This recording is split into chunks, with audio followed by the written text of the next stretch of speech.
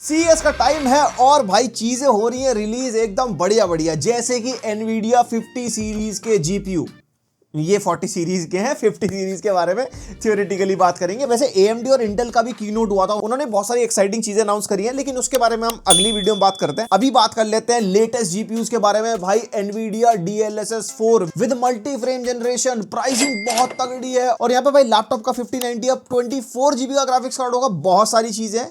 आओ फिर बात कर लेते हैं। तो भाई ये जो लेटेस्ट इनकी 50 सीरीज है, ये RTX ब्लैकवेल फैमिली के जीपीयूज हैं। पहले वो एडा वाले थे, आडा ADA मस्त जोक मारा रे। एंड टेक्निकली इन्होंने बहुत सारी चीजें बोली हैं, जैसे अप टू 4000 टॉप्स की पावर। भाई जीपीयू ही असली कंप्यूटेशन भाई एआई के लिए। एंड इसके अंदर बहुत सारी चीजें एक्साइटिंग है, जैसे लास्ट जनरेशन से 3x बेटर इनकी टॉप्स की परफॉर्मेंस है, अप टू 4000 टॉप्स के बोल रहे हैं। 2x मोर RTT फ्लॉप्स हमारे को मिलेंगे, एंड जो शेडर टी फ्लॉप्स है वो भी अप्रोक्सीमेटली 1.5x बेटर मिलेंगे। और सबसे पहले अगर डेस्कटॉप जीपीयूज की टेक्निकली बात करते हैं, वैसे तो आपको सामने चारों जीपीयूज दिख रहे होंगे, 5070, 5070 Ti, 5080 एंड 5090 इन्होंने लॉन्च करे हैं। और वीडियो पॉज करके इनकी टेक स्पेक्स आप पढ़ सकते हो। और भाई 5090 का power consumption up to 575 watt. कितनी मोटी पावर सप्लाई लगानी पड़ेगी पूरी पीसी बिल्ड के अंदर अगर बंदा फ्लैगशिप बिल्ड करेगा तो। और सबसे बेस्ट पार्ट, जो 50 सीरीज के जीपीयू होंगे DP 2.1B के सपोर्ट के साथ आएगा। भाई 4K up to 480 hertz, 8K up to 240 hertz,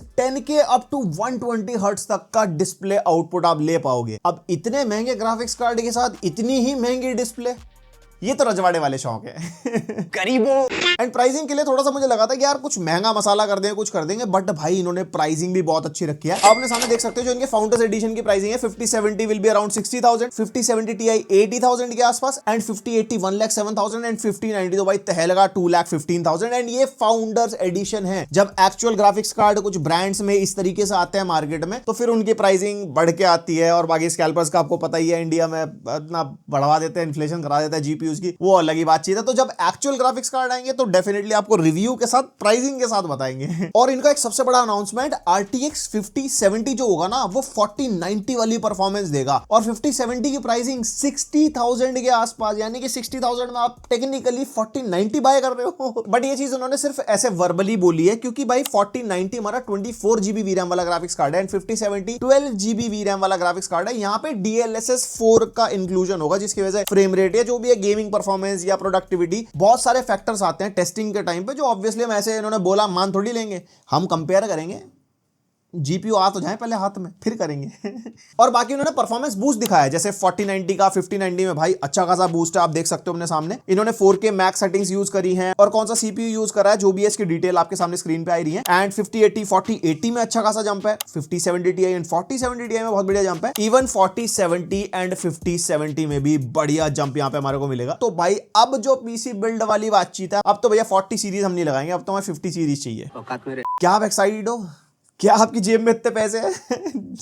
बताना कमेंट करके टाइम स्टैम्प के साथ। वैसे जब भी नेक्स्ट जनरेशन जीपीयूज लॉन्च होते हैं तो ओल्डर जनरेशन के रेट्स गिरते हैं, तो भाई बाद में प्राइस टू परफॉर्मेंस रेशियो किसका कैसा रहने वाला है ये कंपैरिजन के बाद ही पता चलेगा। एंड ये सेम लाइनअप इन्होंने लैपटॉप्स के लिए भी अनाउंस किया है। एंड लैपटॉप्स में 5090 अब 24 GB VRAM के साथ आएगा। भाई एक पतली पतली मशीनरी में ऐसा जीपीयू डाल के क्या लेवल की परफॉर्मेंस मिलेगी। अभी हमने 4090 वाला लीजन करा था, उसकी परफॉर्मेंस तुमने देखी, 4K गेमिंग को हैंडल कर पा रहा था, तो अब 5090 से क्या ही बातचीत हो जाएगी ना। और उसके अलावा जो वॉटेज हमारी आप स्क्रीन पे देख भी सकते हो, 5070 Ti 115 वॉट तक, 5080 150 वॉट तक, एंड 5090 भी 150 वॉट तक। एंड 5080 हमारा 16 GB वाला होगा, बाकी 5070 Ti और 5070 वो 8 और 12 GB में चलेंगे। बाकी इंडिया में कौन कौन से जीपीयूज के साथ कैसे कैसे लैपटॉप्स लॉन्च होते हैं, और 5060 आएगा नहीं आएगा, या 5050 आएगा नहीं आएगा, वो बाद में देखेंगे। Now elephant in the room, DLSS 4 के साथ मल्टी फ्रेम जनरेशन। पहले फ्रेम जनरेशन थी, कह रहा भैया मल्टी और डाल देंगे, एक फ्रेम रेट ज्यादा दिखा देंगे। और इन्होंने एक सैंपल दिखाया भी है, जैसा आपने सामने देख सकते हो, लेफ्ट साइड में DLSS 3 यूज हो रहा है, राइट साइड में DLSS 4 यूज हो रहा है। एंड यहाँ पे FPS बेटर मिल रहे हैं, बट VRAM कंजम्पशन कम है एट द सेम टाइम। यहाँ पे 9 GB है लेफ्ट साइड में, दूसरी तरफ 8.6 GB है। तो यहाँ पे आपके पास रिसोर्सेज एक्स्ट्रा बचे रहेंगे हमेशा गेमिंग करते हुए, या कोई भी आप प्रोडक्टिव टास्क वगैरह कर रहे हो, ऐसा एनवीडिया कहना है। बाकी टेस्टिंग पे देखेंगे